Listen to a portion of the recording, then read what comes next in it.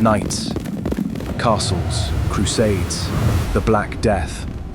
Most people know pieces of medieval history, but not how it all fits together.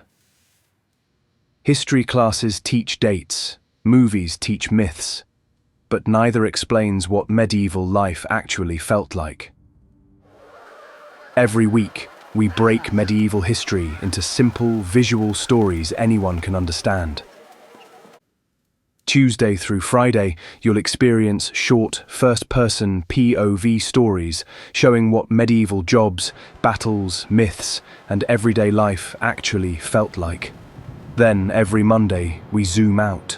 We connect the ideas from the previous week to explain a bigger story, how medieval armies worked, why castles mattered, or what life was really like.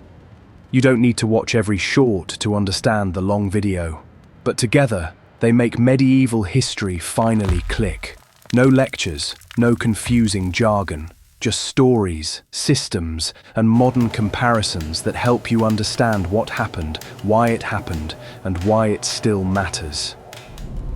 If you've ever wanted medieval history to finally make sense, subscribe. This is medieval history without the boring lectures.